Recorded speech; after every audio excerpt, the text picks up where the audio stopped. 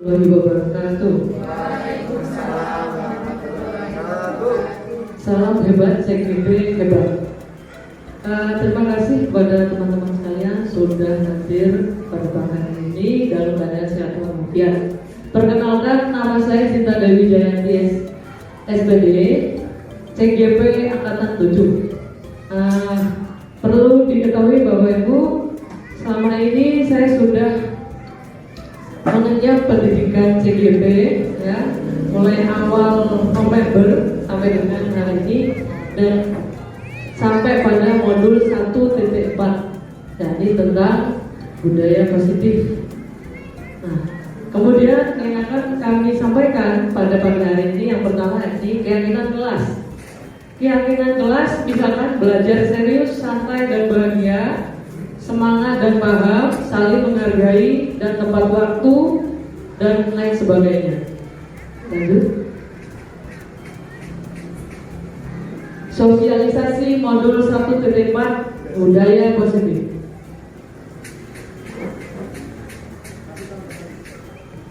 Capaian umum modul 1.4 kami yang pertama memahami konsep pendidikan menurut Ki Hajar Dewantara dihubungkan dengan konsep budaya dan lingkungan positif di sekolah yang berpihak pada murid.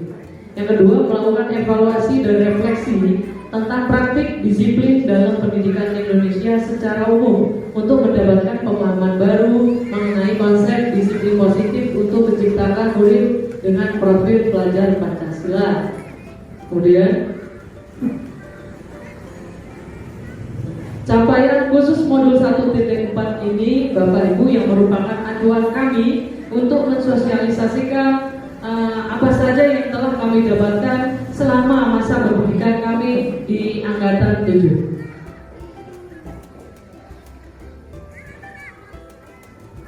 Ya.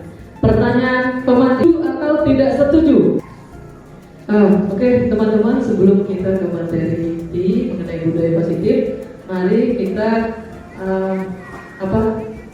menjawab pertanyaan pemateri terlebih dahulu. Yang pertama, hukuman dapat mendisiplinkan anak. Menurut Bapak Ibu sekalian, apakah dengan setuju dengan statement atau pertanyaan tersebut? Tidak setuju. Oh, tidak setuju. Oke. Kemudian ke pertanyaan selanjutnya dulu ya. Yang kedua, pemberian hukuman dengan hal positif seperti membaca atau membersihkan halaman sekolah dapat meningkatkan disiplin anak. Setuju. Setuju. Oke, setuju. Yang ketiga, pertanyaan ketiga, memberi penghargaan dapat meningkatkan motivasi belajar anak. Setuju. Alhamdulillah. Next. Topik dalam eksplorasi konsep. Yang pertama, disiplin positif dan nilai-nilai kebaikan universal. Kemudian teori motivasi, hukuman dan penghargaan dan restitusi. Yang 2.3, keyakinan kelas, kebutuhan dasar manusia. 5 posisi kontrol dan 3 restitusi. Next. Ya. Eksplorasi konsep pembelajaran 2.1, disiplin positif dan nilai-nilai kebajikan universal. Oke. Perubahan paradigma, kegiatan kepalan tangan. Ada A dan B, Anda dan teman Anda. Ya, silakan ya, coba Bapak Ibu saya minta untuk mengepalkan tangan seperti ini ya. Di atas sudah dikepal. Nah, ada A dan B, itu adalah Anda dan teman Anda. Ya, itu lakukan. Kemudian untuk sobeklah secari kertas kecil, kemudian tulis benda dan lain sebagainya. Nanti akan saya sampaikan di lain hari ya, Bapak Ibu. Ini secara garis besar saja. Next. Perubahan paradigma teori kontrol atau teori pilihan. Ilusi guru mengontrol murid. Yang kedua, ilusi bahwa kritik dan membuat orang merasa bersalah dapat menguatkan karakter. Ilusi bahwa semua penguatan positif efektif dan bermanfaat. Ilusi bahwa orang dewasa memiliki hak untuk memaksa. Perubahan paradigma, stimulus respon, teori kontrol, teori pilihan. Siapa sesungguhnya yang memiliki kontrol? Stimulus respon. Kita mencoba mengubah orang agar berpandangan sama dengan kita. Nah, dengan teori kontrol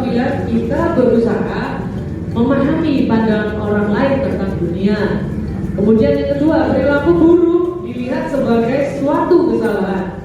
Teori kontrolnya, semua perilaku memiliki tujuan.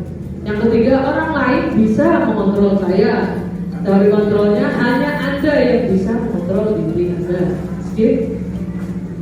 Oke, apa makna dari disiplin? Berasal dari bahasa Latin disiplina yang artinya belajar. Makna asal dari kata atau konotasi dengan disiplin diri dan murid-murid Socrates dan Plato.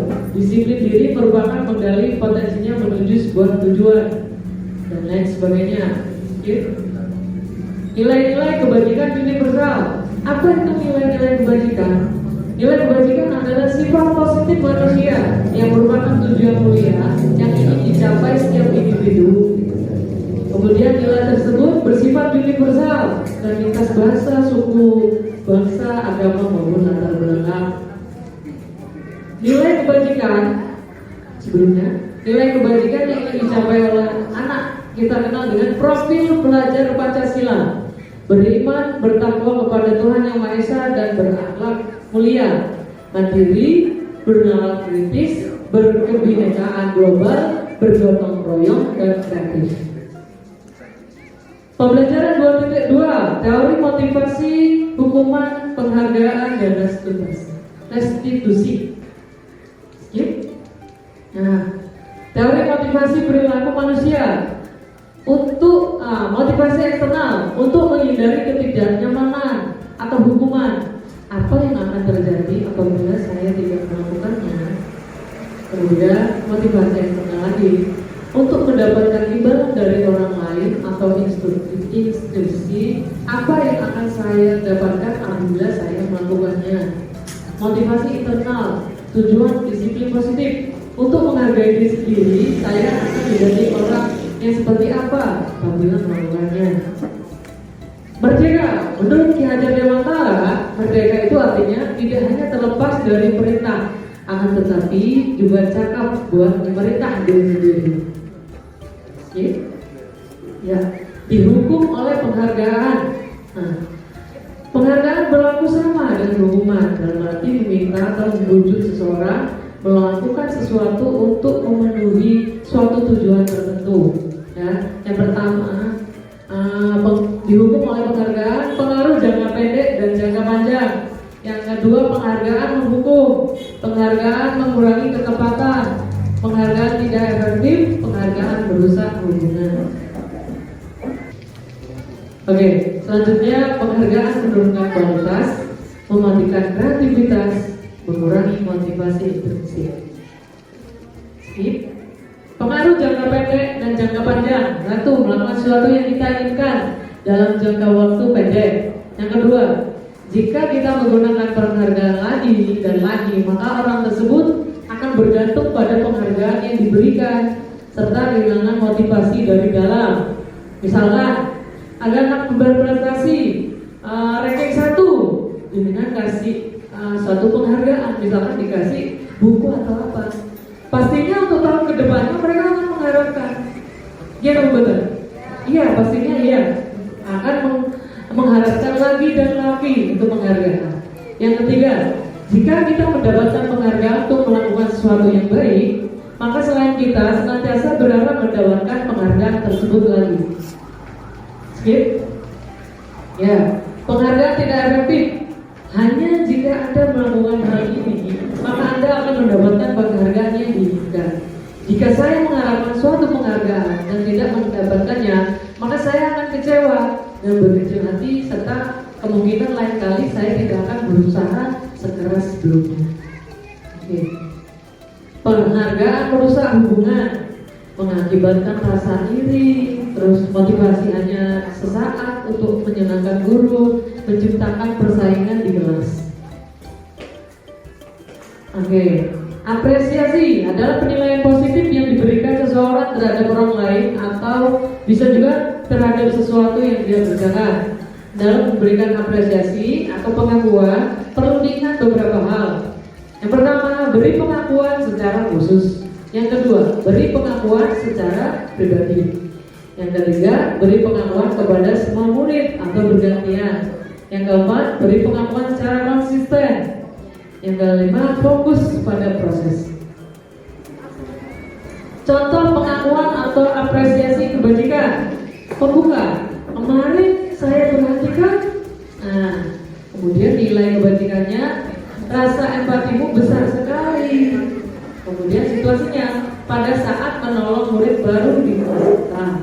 Nah, jadi itu yang bisa dilakukan untuk mengapresiasi murid ketika menolong murid baru di kelas kita.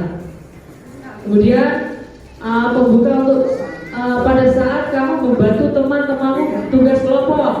Pembukanya, saya menghargai pendapat Anda, bla bla bla. Nah, nilai kebajikannya apa? Kepedulian dan lain sebagainya. Oke, lanjut. Nah, sekarang tugas perbedaan hukuman dan konsekuensi. Yang pertama, tindakan guru, mari berdiskusi Bapak Ibu.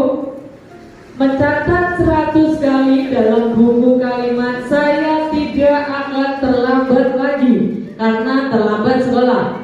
Nah, ini merupakan hukuman atau konsekuensi Bapak Ibu.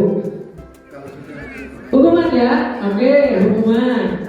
Yang kedua, lari mengelilingi lapangan basket 2 kali karena terlambat hadir di sekolah. Hukuman atau konsekuensi? Hukuman ya, oke.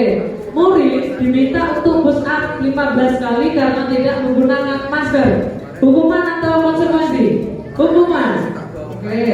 Menggantikan kertas tugas teman yang telah dicoret-coret. Hukuman atau konsekuensi? Oke, konsekuensi.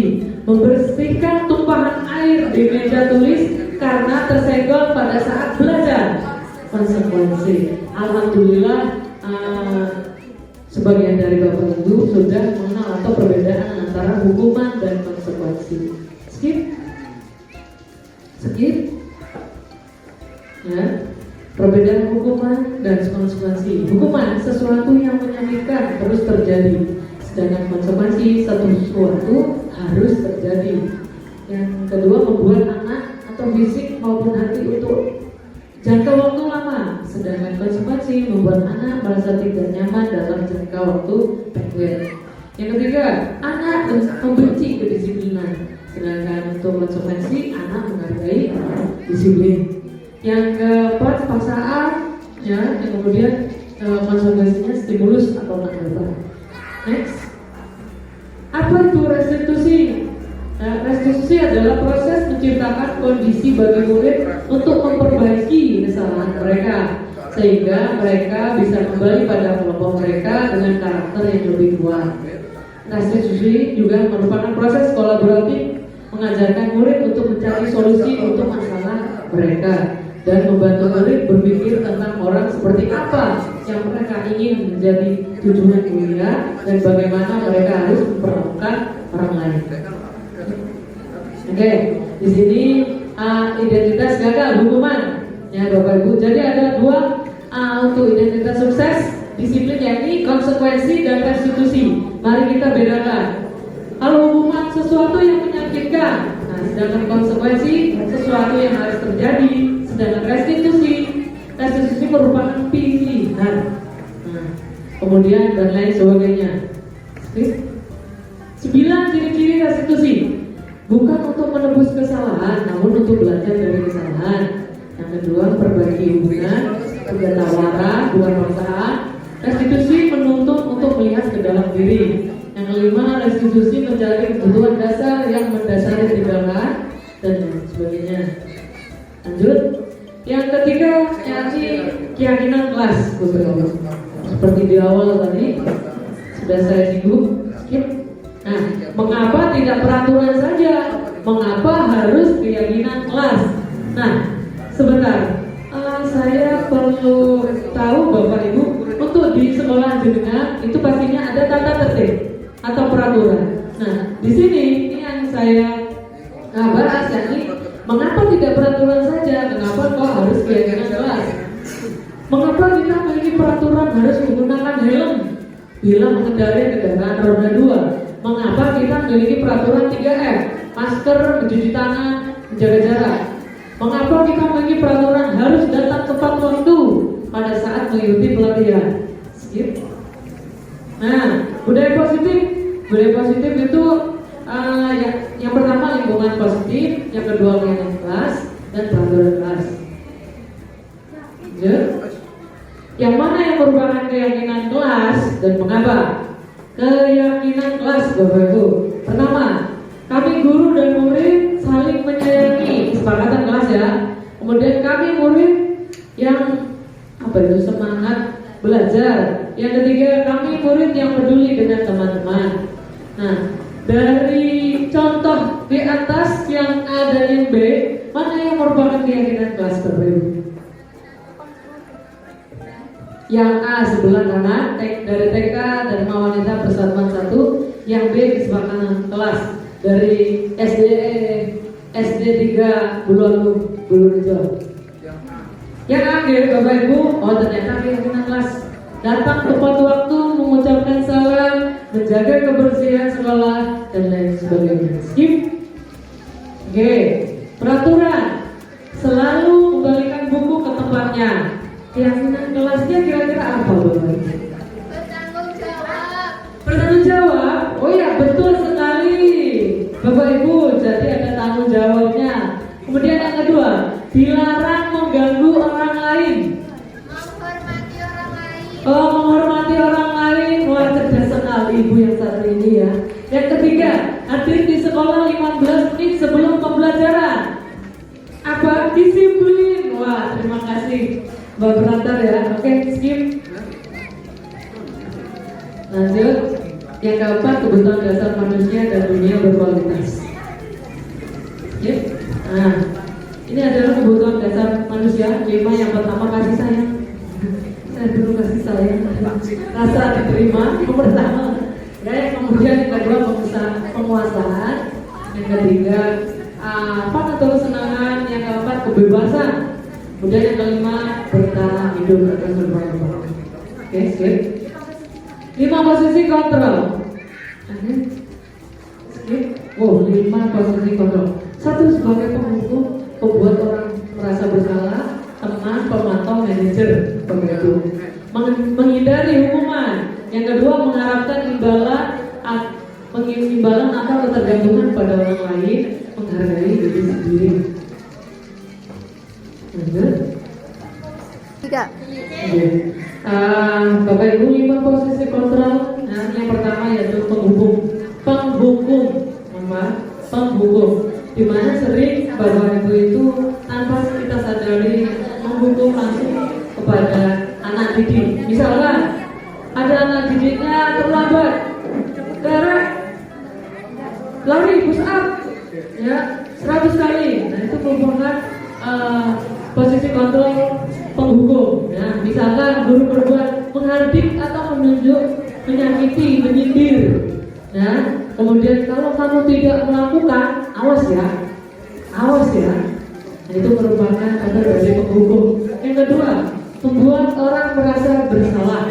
Nah, itu biasanya Bapak Ibu tanpa sadar menyakiti dengan perkataan yang kurang enak. Nah, akibatnya ini membuat orang atau anak menjadi bersalah. Misalkan berceramah dan mengatakan seharusnya ini, ibu kecewa. Ini kan anak menjadi tertekan atau merasa tersakiti. Kamu seharusnya sudah tahu ibu lelah sekali, ibu stres dan lain sebagainya. Ya, ini tidak boleh dilakukan. Yang ketiga, posisi kontrol sebagai teman. Guru itu bisa menjadi teman Bapak Ibu, ya. Dengan cara bukan buat alasan-alasan untuk muridnya. Misalkan, anak-anak bagaimana kabar hari ini? Kenapa kok bisa terang? Ya, kita bisa melakukan pendekatan secara lebih misalnya ya, dan ini menunjukkan posisi kontrol seorang guru sebagai teman. Yang keempat sebagai pemantau. Nah, kalau pemantau ini berarti aktivitas guru itu memantau segala aktivitas murid yang ada di kelas atau di lapangan. Oke. Kemudian menghitung dan mengukur, misalkan apa peraturannya atau penyesuaiannya terhadap pembelajaran. Yang kelima sebagai manajer. Guru itu posisi kontrol sebagai manajer, maksudnya mengatur, ya, yang misalkan mengajukan pertanyaan, kenapa kok bisa telat? Ya, alasannya apa? Nah, apa yang kita yakini, apa yang bisa kamu kerjakan untuk memperbaiki masalah ini? Oke, lanjut. Oke, pertanyaan. Saya kecewa sekali dengan kamu. Ya, itu merupakan membuat orang merasa bersalah. Kamu tidak pernah benar melakukannya. Wah, ini menghukum. Kemudian ayolah lakukan bagi ibu bapak. Nah, ini sebagai teman. Apakah kamu mendapatkan stiker bintang hari ini? Itu sebagai pemantau. Bagaimana kamu bisa menyelesaikan masalah ini? Manajer, kamu selalu yang paling terakhir sebagai penghukum. Next. Oke, bergerak antara peraturan, pemantau, konsekuensi, hadiah, nilai-nilai manajer memperbaikinya. Oke, lanjut. Yang keenam, segitiga restitusi. Segitiga. Nah, di sini sudah ada lambang segitiga restitusi, ya. Yang pertama, validasi kebutuhan. Yang kedua, menanyakan keyakinan dan menstabilkan identitas. Kamu tentu punya alasan mengapa melakukan itu. Adakah cara yang lebih efektif untuk mendapatkan apa yang kamu butuhkan? Itu merupakan validasi kebutuhan. Kemudian yang kedua, menstabilkan identitas. Setiap orang pasti pernah melakukan kesalahan. Kamu bukan satu-satunya yang pernah melakukan itu. Yang ketiga, menanyakan keyakinan. Nilai apa yang telah kita sepakati? Yang kedua, kamu ingin menjadi orang seperti apa? Itu merupakan segitiga restitusi. Untuk buat anak merasa gagal karena berbuat salah menjadi positif terhadap dirinya. Ini menstabilkan identitas. Berbuat salah itu hal yang manusiawi. Tidak ada manusia yang sempurna. Wah, ini Ibu Hesti biasanya seperti ini. Berbuat salah itu hal yang manusiawi. Tidak ada manusia yang sempurna. Saya ingat kata-katanya. Wah, ini merupakan menstabilkan identitas. Saya ingat sekali. Kemudian Bapak Ibu juga buat salah, kita pasti bisa menyelesaikan masalah ini. Oke, skip. Yang kedua, validasi kebutuhan. Membantu murid mengalami basic need, kebutuhan dasar yang ingin dipenuhi ketika melakukan kesalahan itu. Pada dasarnya, setiap tindakan manusia itu tujuannya adalah memenuhi basic need. Apakah itu power, freedom, love, and belonging, dan fun atau survival. Kamu bisa saja melakukan hal yang lebih buruk, tapi kamu tidak melakukannya, kan? Kamu pasti punya alasan mengapa melakukannya. Apa yang penting bagi kamu, dan lain sebagainya. Oke, next. Sekarang menanyakan keyakinan. Anak melihat kesalahan dihubungkan dengan norma sosial dan nilai-nilai yang mendasari manusia berinteraksi dengan orang lain. Guru berkata, apa nilai yang kita percaya di kelas atau sekolah kita? Nilai-nilai universal apa yang telah kita sepakati? Kelas yang ideal itu seperti apa sih? Kamu ingin jadi anak seperti apa? Apa yang kamu rasakan ketika kamu melakukan itu? Kamu menjadi orang yang seperti apa? Oke, next. Intervensi selama 30 detik. Ya, apakah kamu ingin berbuat baik? Ingin Bapak Ibu? Ingin berbuat baik ya. Kemudian yang kedua, apakah saat ini kamu sedang menjadi orang yang sedang kamu inginkan? Apakah saat ini kamu sedang menjadi orang yang sedang kamu inginkan? Belum? Oh sudah, ada yang sudah, ada yang belum. Wow, tepuk tangan. Apakah kamu bisa mengubah kegiatan atau perilaku kamu saat ini menjadi sikap yang lebih membantu? Bisa? Insya Allah bisa ya. Apakah wajar membuat kesalahan? Wajar tidak? Wajar. Bisakah kita merubahinya? Oke. Apa yang kamu lakukan saat ini sesuai? Apa sesuai sudah saat ini yang kamu lakukan? Ada yang bilang sesuai, tidak sesuai, ada yang diam saja. Masih ragu berarti Bapak-Ibu. Oke. Kapan kamu siap untuk memulai? Sekarang ya, oke. Kemudian peraturannya apa? Dan lain sebagainya. next. Aksi nyata yang akan dilakukan, nanti yang pertama membuat kesepakatan kelas. Silakan lakukan di lembaga dengan masing-masing, buat kesepakatan kelas terlebih dahulu, ya. Kesepakatan kelas ini sesuaikan dengan masing-masing karakteristik di dalam lembaga masing-masing, karakteristik siswa maupun fasilitas yang ada di sekolah. Okay. Latar belakang, setiap anak memiliki kebutuhan dasar masing-masing. Lingkungan belajar juga yang kondusif akan didapat dari kebiasaan atau budaya dari warga sekolah. Perlu adanya nilai-nilai kebajikan untuk dapat membentuk karakter murid yang berakhlak mulia. Next.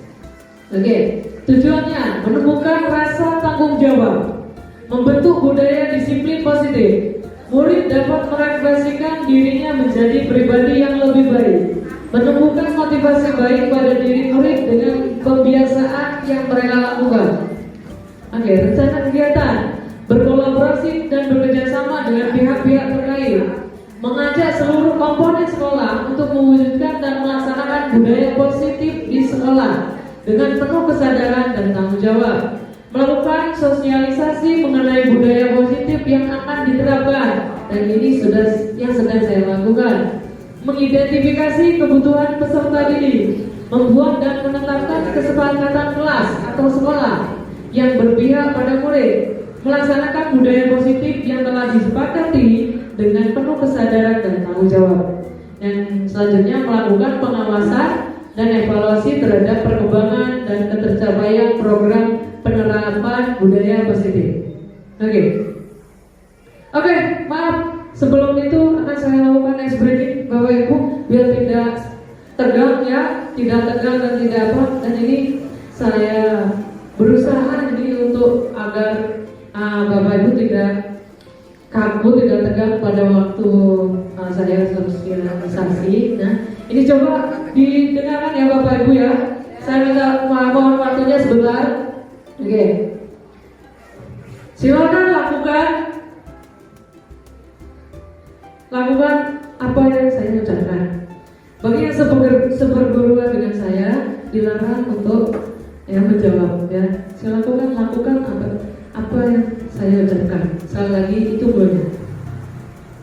Ya, silakan lakukan apa yang saya ucapkan. Pertanyaannya. Berapa jumlah anak ayam ya apabila anak ayam tersebut mati tinggal 2? Berapa jumlah anak ayam? Oh salah Bapak Ibu. Saya salah Pak, sudah ketawa ya, alhamdulillah. Saya sebenarnya baru ini ya Bapak Ibu untuk melakukan ice breaking, jadi mohon maaf ya. Oke, saya ulangi, ini yang betul-betul, oke. Silakan lakukan apa yang saya ucapkan. Yang seperguruan saya mohon maaf tidak melakukan tersebut ya. Saya memiliki 5 ayam Bapak Ibu. Saya punya 5 ayam di rumah, ya.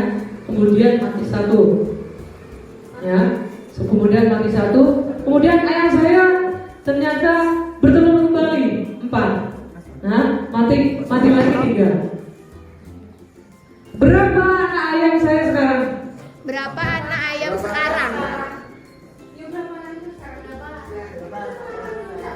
Apa yang saya ucapkan berarti ya, wah ini berarti teman-teman tidak mudah untuk saya kelabui ya. Tepuk tangan buat Bapak Ibu guru Kecamatan Songgon. Oke.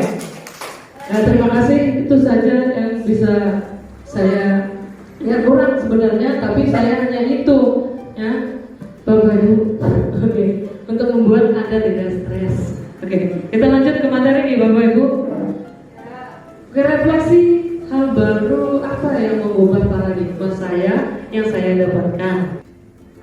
Oke, sekarang waktunya saya merefleksi apa yang sudah saya sampaikan ini sejauh mana progresnya. Oke, untuk pertanyaan pertama, hal baru apa yang mengubah paradigma saya yang saya dapatkan? Monggo, Bapak Ibu, Mbak Lisman.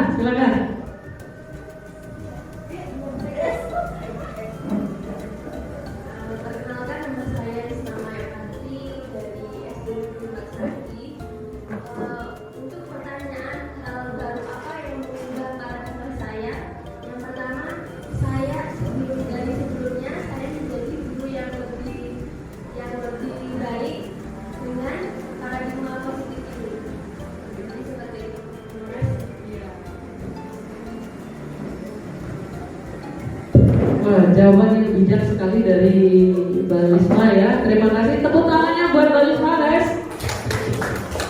Oke, sekarang kita beranjak ke pertanyaan kedua. Yang kedua, perasaan apa yang muncul selama mengikuti sesi ini, khususnya mengenai makna disiplin dan motivasi intrinsik? Ada yang mau jawab? Oke, silakan. Terima kasih. Saya Nuronia dari SDN 2 Dewa. Perasaan apa yang muncul selama mengikuti sesi ini, khususnya mengenai makna disiplin dan motivasi intrinsik? Menurut saya, dengan mengikuti sesi ini lebih mengaitkan saya apa itu tentang disiplin dan memberi makna atau wawasan terbaru tentang apa itu disiplin dan memotivasi intrinsik. Terima kasih. Assalamualaikum warahmatullahi wabarakatuh. Waalaikumsalam warahmatullahi wabarakatuh. Jawaban yang tegas ya. Monggo tepuk tangannya buat Pak Nuronia. Oke, sekarang pertanyaan ketiga. Peran Among seperti apakah yang setelah sesi ini yang telah dilakukan selama mengikuti modul ini? Mungkin ada yang mau jawab, Bapak Ibu? Saya Oke, monggo Ibu.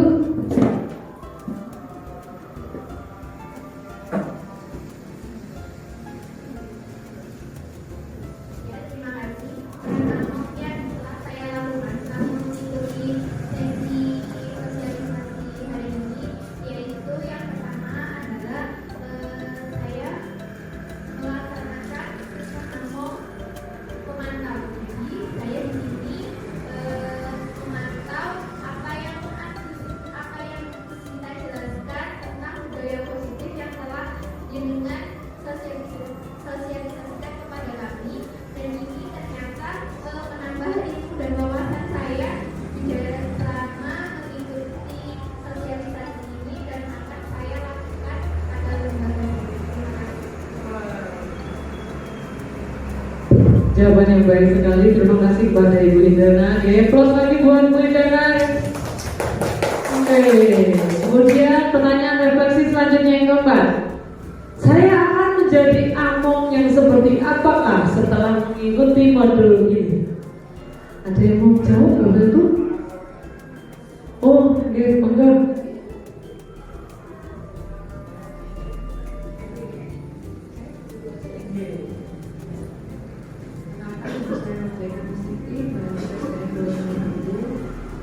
Untuk jawaban pertanyaan nomor 4, di sini saya akan menjadi Among yang seperti apa setelah mengikuti modul ini. Sepertinya dari penjelasannya Bu Sinta, mungkin saya akan menjadi pengajar lebih baik untuk peserta didik saya dan juga bekerja lebih baik. Terima kasih.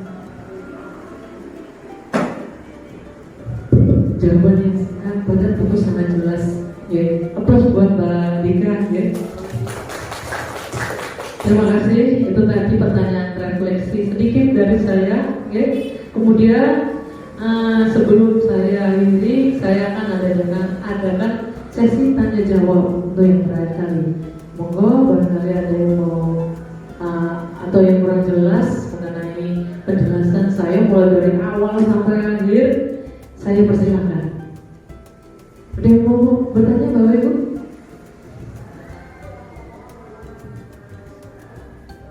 Oh, ada yang mau bertanya kan? Oh, Bu Nila, monggo.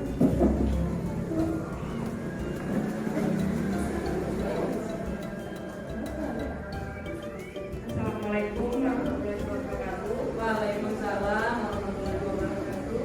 Langsung saja saya ingin bertanya, hal apa yang harus dilakukan oleh guru untuk dapat melaksanakan program sekolah demi mewujudkan budaya positif? Oke, yang pertama. Ada lagi? Sudah, Satu saja. Oke, untuk pertanyaan dari Mbak Nila ya, dari SDN 1 Sogor. Nah, hal apa? Bagaimana? Hal apa yang harus dilakukan yang harus dilakukan? Untuk guru agar dapat melaksanakan program sekolah demi budaya positif. Oke, ya. Langsung saya jawab ya Mbak Bella ya. Yang pertama, niatkan dengan hati yang ikhlas. Yang pertama, niatkan dengan untuk awali kegiatan tersebut dengan ikhlas terlebih dahulu dan sungguh-sungguh tentunya. Kemudian yang kedua, konsekuensi. Maksudnya apa? Jangan hanya niat saja, tapi lakukan secara kontinu, ya, dan konsisten. Itu perlu. Kemudian yang ketiga, yakni evaluasi atau adakah paling tidak 2 minggu sekali atau 1 bulan sekali adakan evaluasi atau penilaian terkait tentang evaluasi budaya positif tersebut. Bagaimana untuk Ibu Nila? Apakah sudah jelas? Alhamdulillah sudah jelas. Apa ada pertanyaan lagi Bapak Ibu? Oh monggo. Oh Bapak Heli. Ya, pihak-pihak mana saja yang harus terlibat dalam mewujudkan program budaya positif di sekolah? Oke, siap. Pihak mana saja yang harus dilibatkan untuk proses apa? Program budaya positif di budaya sekolah. positif di sekolah. Oke, terima kasih Bapak Heli. Ya. Untuk orang yang perlu dilibatkan, ya pastinya semua warga yang ada di sekolah, Bapak Ibu. Ya, mulai dari kepala sekolah, Bapak Ibu pengajar, ya, kemudian wali murid, komite sekolah, dan bahkan ada dari beberapa organisasi masyarakat yang ada di sekitar. Jadi itu jawabannya saya, Bapak Heli. Bagaimana? Ya, betul. Oke, siap. Terima kasih. Apa ada lagi pertanyaannya Bapak Ibu? Ya? Boleh, silakan bertanya.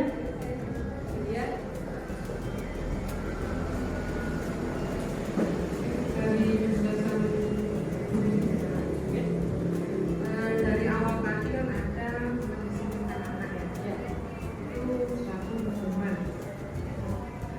Sebenarnya saya pribadi itu gimana ya? Sebenarnya karena gini, kemarin karena anak-anak setelah setelah corona kemarin ya, itu kebanyakan anak-anak itu kayaknya sopan santun, terus menghargai teman kayaknya hilang dari situ. Memang kalau pendisiplinan anak itu kebanyakan kan menjustis dihukum atau gimana ya, suruh ini kekerasan fisik lah kayak gitu ya. Sebenarnya itu kan hukuman kan bukan untuk saja. Sebenarnya saya juga nggak setuju sih kalau itu namanya dihilangkan. Terus metode apa untuk menggantikan itu, dan anak-anak itu bisa intinya itu di jalurnya sudah kan sekarang kan banyak yang keluar jalur anak-anak itu. Bagaimana ya itu caranya gimana gitu aja. Terus apa lagi ya, itu aja saya ya sampai sekarang juga masih pegang menurut saya. Terima kasih.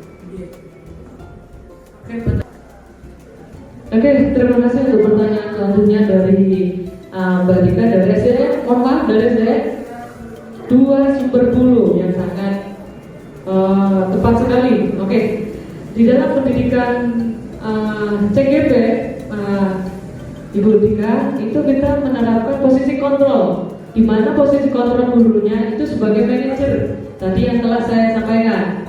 Nah, sebagai manajer itu langkah-langkah apa atau langkah-langkah bukan hukuman tapi restitusi. Nah, di sini ada 3. Yang pertama, menstabilkan identitas, validasi tindakan yang salah, kemudian menanyakan keyakinan. Ini adalah salah satu contoh yang sudah saya lakukan di lembaga saya terkait proses pendisiplinan anak yang benar itu seperti apa. Check this out.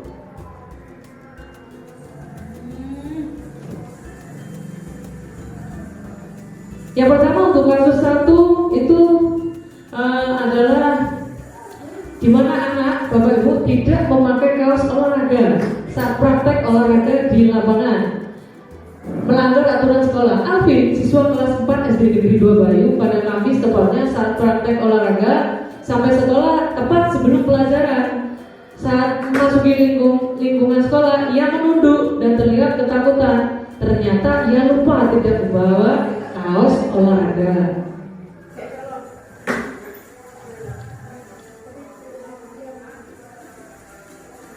Nah, kemudian saya mencoba untuk yang pertama melakukan segitiga restitusi. Yang pertama menstabilkan identitas, ya, dengan cara bertanya, kenapa Alvin menunduk, ya, menunduk dan terlihat ketakutan. Kemudian yang kedua, validasi tindakan yang salah, ya, kenapa Alvin tidak memakai kaos olahraga pada hari ini. Yang keempat, menanyakan keyakinan. Nah, Alvin, kemarin kita sudah buat kesepakatan kelas di mana untuk anak-anak itu membuat kesepakatan harus memakai seragam sekolah sesuai dengan hari. Nah, di sini Mbak. Itu yang saya lakukan untuk video kasus yang pertama. Jadi cara menghukumnya seperti itu.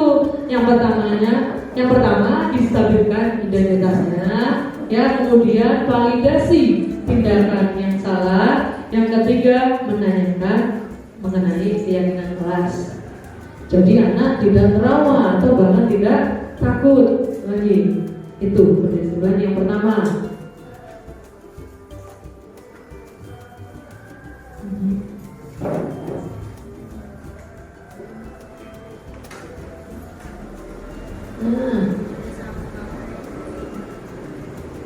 Oke, untuk kasus yang kedua Mbak Dika, adalah tidak mengerjakan PR. Nah, ini yang biasanya ada di lembaga jenengan semua. Galang adalah siswa kelas 4 SD Negeri 2 Bayu. Saat Bu Sinta memasuki kelas, ia terlihat cemas dan gelisah. Bu Sinta menyuruh seluruh siswa mengumpulkan tugas PJOK. Ia pun terlihat bingung. Lalu Bu Sinta pun menghampiri. Ternyata dia belum mengerjakan tugas yang akan dinilai hari ini. Nah, sama Mbak Dika, saya lakukan segitiga restitusi. Yang pertama menstabilkan, kedua validasi, ketiga menanyakan keyakinan.